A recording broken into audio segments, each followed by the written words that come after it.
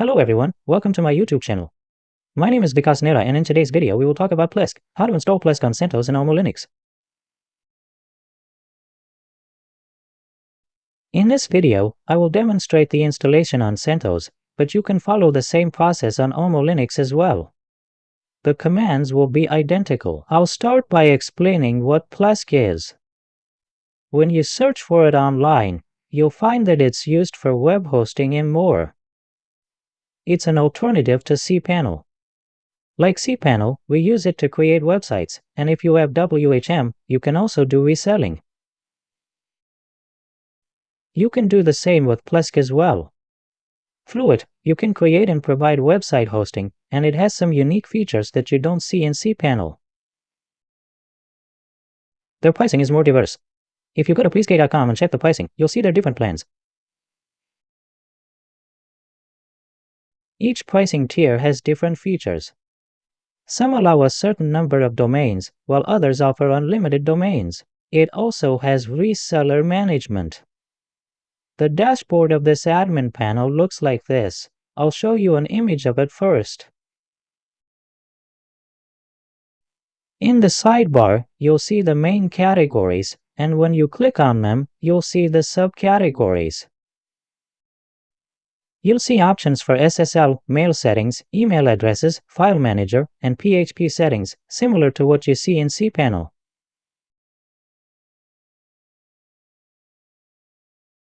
But when you go to the extensions, you'll find more features, like the ability to directly migrate your site. If you have a cPanel or direct admin control panel, you can easily move it to Plesk.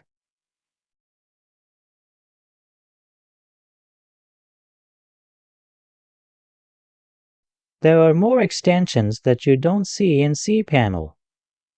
Now, let's install it on CentOS.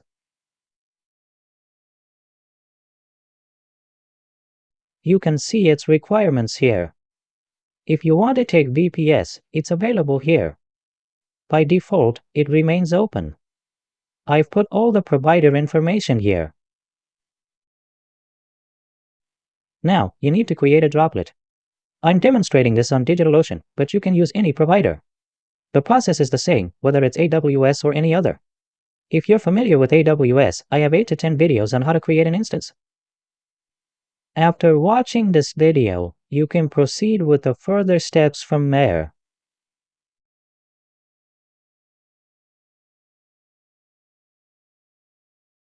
Okay, I'll select this one with 4 GB RAM here, and I won't leave it as a pet project.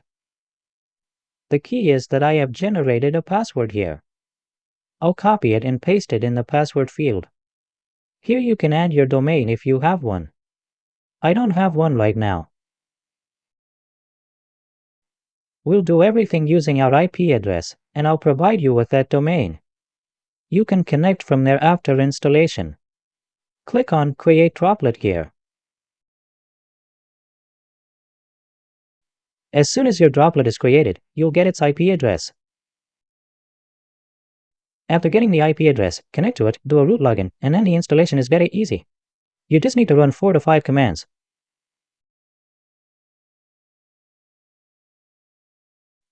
You enter these commands and Plesk will be installed. After that, the dashboard is very user-friendly because you can understand everything from the categories. You'll see options for databases, files, application sites, and mail. Okay, so this is happening now. Let's complete it automatically. I've got the IP here. Let's copy it and paste the IP here. First, I'll do this open. Now, you've just created a droplet, so this process takes some time. First, I'll do this, paste it. If it still doesn't connect, wait for a while because the process is being done in the background. I'll try again.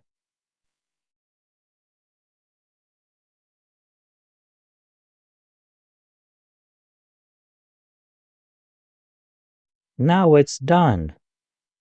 click Yes here. It's asking for the root password, so enter the password here. Copy, right-click, it will be pasted automatically. Here you have to run the command step by step. Right-click here and paste the first command, type Y and hit enter.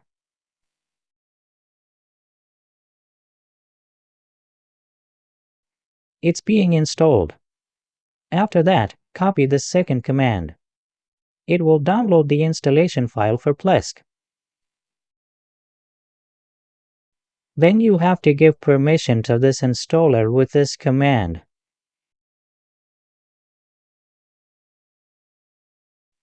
After this, run the installation file with sudo. It's saying that there's an option available here. If you want to proceed, type F and press enter.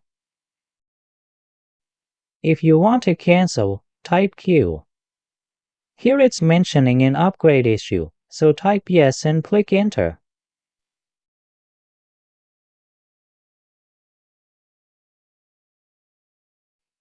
Now it's downloading some files and will install them. Here it's asking whether you want to do a full installation of everything available. Look here, it's asking to go forward or back. Whichever you want to select from these options, you have to press F for that selection. I don't need to select anything here right now. To go forward, press F. If you have this full, tree, or custom form in a message, you can select 1, 2, or 3.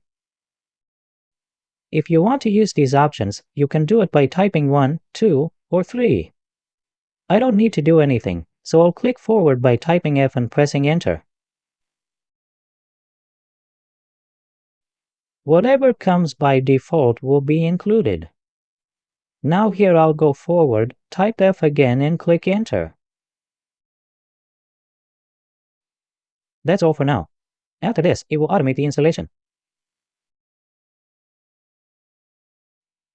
As soon as this installation completes, I'll continue the video. Once the installation is finished, you'll see a message. To log in, you'll need to enter the IP address you're using in the URL bar. Let's do it here.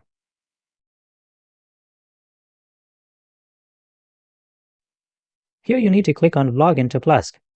There's an IP address, so there's no SSL on this. I'll proceed to the unsecured site.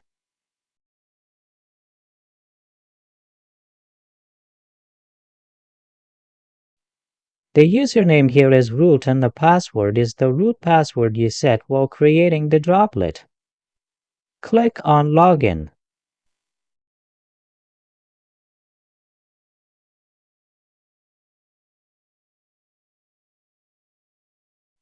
Here you need to enter your email address. I can enter any email address. I'll enter the contact name as Vikas and for the password, I'll use the same one here. You can also generate it. See here, it's asking if you have a paid license. If not, then here. They're offering a full-feature trial license for 14 days. Confirm their terms and conditions here.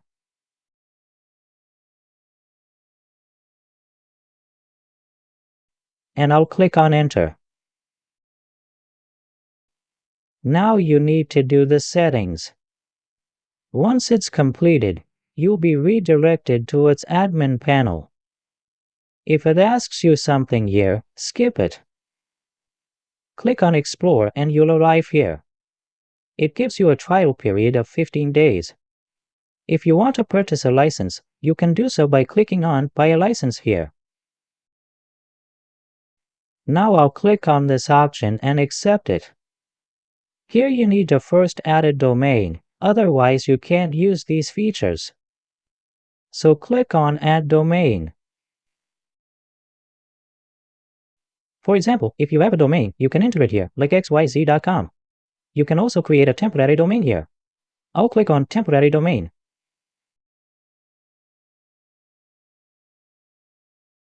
It will create a domain for you instantly. I'll create it right now because it will generate it automatically. So the temporary domain that you've created is this one. This is your temporary domain. If you do it here, you'll have a dashboard. You'll have to do this on Plesk or browse other options.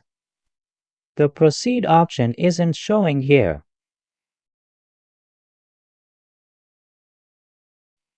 So let's set up SSL for it here. I'll go to Security and click on SSL/TLS. It got added when you clicked here, so look. This domain is showing as secure, and if you do the same with www, it's still secure. It's also okay with www. I'll show it to you here as well. After opening it, you can see that SSL is installed. Now let's go to the email function here. It doesn't show this function earlier. Once it added its domain, these functions became visible here. Here you can create email addresses. And its webmail is roundcube by default.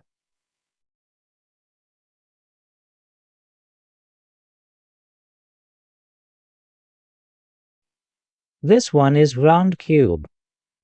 In this, the webmail is above roundcube, and for security, you can apply SSL encryption to webmail as well. Add to this, if you go to your applications, you'll find different options like WordPress.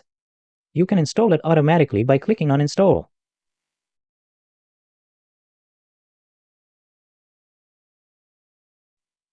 As soon as I clicked on Install, look, the WordPress installation was done immediately, and now I'm restarting the WordPress toolkit.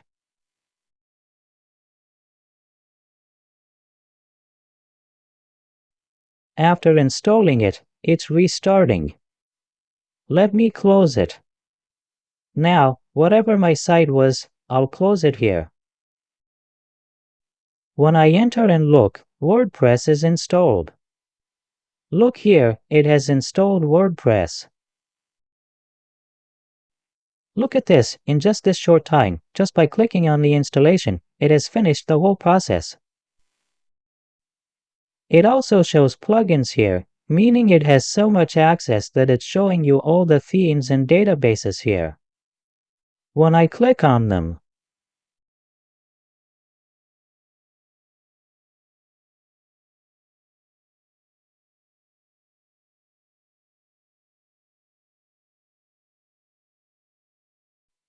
it will automatically log you into its dashboard. You can change your password by going to Users here, otherwise if you do it from here. Because of the session, you'll be directly logged in here. You won't have to enter any ID or password. When you click on Copy Data,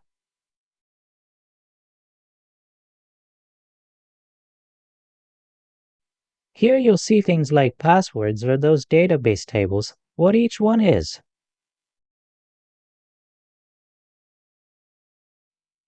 This is how you can install it. By going to Files, you can access the File Manager, and you can access its directory through this. Please subscribe to my channel.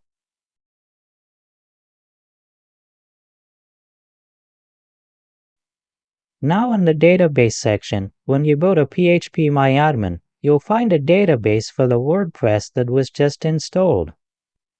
Look here. And here again in the Tools section, you'll find its settings for PHP.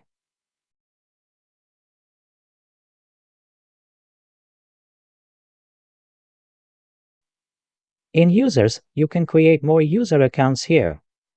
So that's all for this video. First, you can use these features to learn during the trial period. After that, you can purchase a license. That's all for this video. If you haven't subscribed to my YouTube channel yet, please do so, because more videos related to VPS servers will be coming soon. So please subscribe to my YouTube channel, and thank you for watching the video.